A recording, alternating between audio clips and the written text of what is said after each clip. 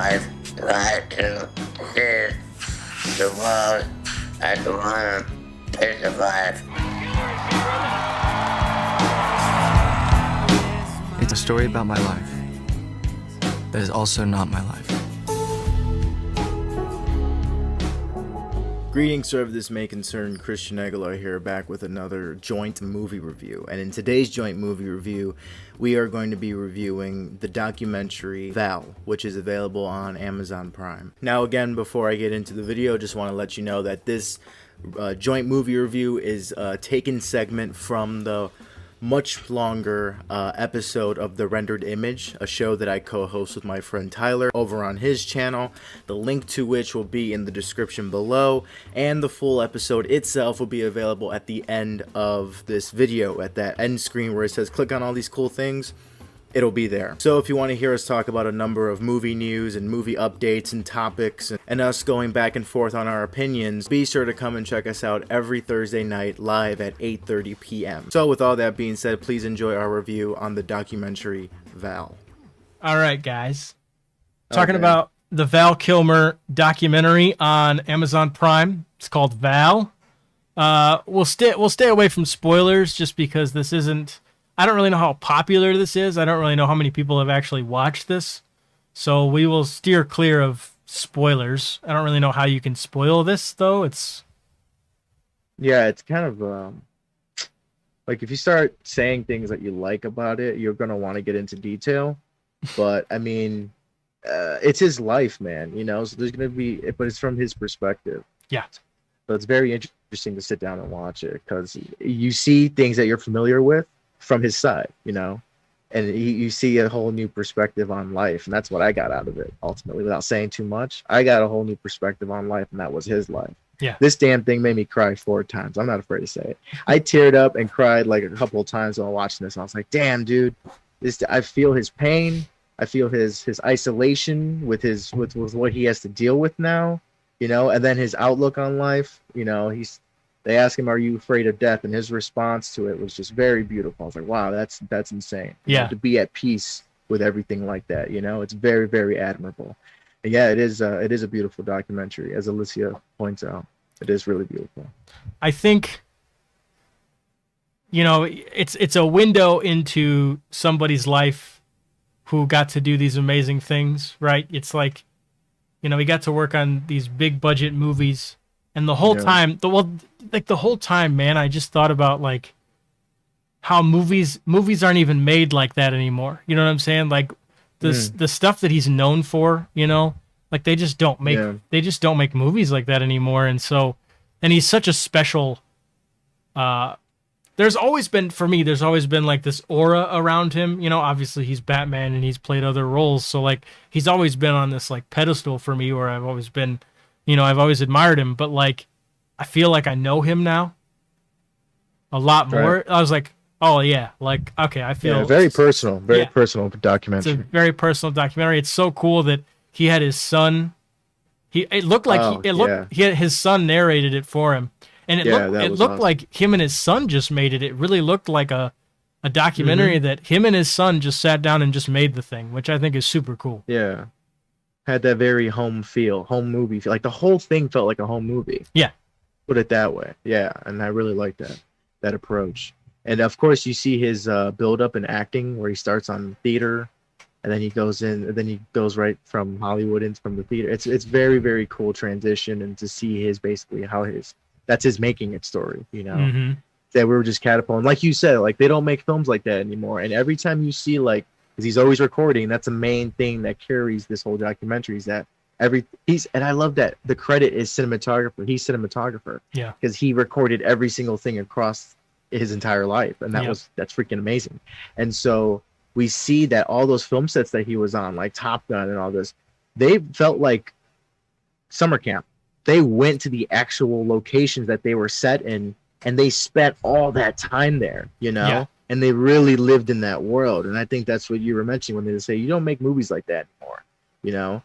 And he said that, we even played off our character's relationship off screen. We thought it was really fun. But in real life, we were the closest of friends, you know? And that was like really cool to see him like break down. And I was like, that's really awesome. So yeah, I would love to see movies filmed like that more, to get away from your home. Of course, there's a fucked up story about that. A whole film set that didn't really pan out later on. Yeah. That was pretty crazy to see. That was crushing. That was Yeah, it really was. But to have that whole thing of like, let's get away, let's go on location, let's really live in this world to really film it.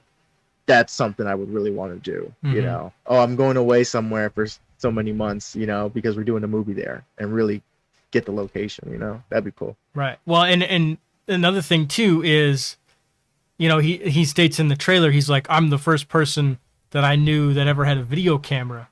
And, you know, you see all like these, you know, on YouTube, you see people like vlogging their daily life and everything. And I'm like, this guy this dude was so ahead of his time. Right. And not really listened to that much. Like, I wonder, you know, it seemed like he tried to push boundaries, but, you know, there were just things that, you know, things got in the way, obviously, a couple major things that he talks about. And, but yeah, I just wonder if he would have, you know, if he would have stayed on the track that he was going, I wonder how big he would have been and what other impacts he would have made. Now, I think he retroactively has made an impact making this documentary. Because honestly, going into it, he's like, oh, you know, he's like, I've had hours and hours of footage, and I finally feel like it's time to tell my story now. And I'm like, okay, like what could you really say? You know, like, okay, but he really had a perspective, and he really cared about the art that he was making. And there's all other sorts of things, and yeah, no, it's incredible. I thought it was the music's awesome. I think it's emotional. It's a great thing. Did you watch it with the family or no? No, I watched it by myself. I told them about it, and I'm not unsure if they saw it or not. But if they have not seen it, I would love to sit down and rewatch it again with them, because I think that would be a whole cool ride to go on again and see their reaction to it, because they were pretty interested in it, but they never found the time to sit down and watch it. But like you said, with his art, like one thing you would do, probably last thing I want to say about this, I don't want to go on too long, but I like how this dude was always creating. No matter what, he always found something to, even when he was younger with his brothers, he was always creating, directing, writing, acting in it. It's very, very admirable. It's crazy to see, and it's kind of very, very inspiring. You know, you're like, wow. We have all the capability of doing that now. You know? Yeah, even more so. I think even way more so. Like, the thing that it taught me was to, obviously, because, you know, he got throat cancer and everything, but it's like, you know, don't take any moment or any project for granted, you know? Yeah. Because you don't know. It's so sad, but when it comes time to get that point in the documentary, he starts talking about his dreams and stuff that he wanted to do.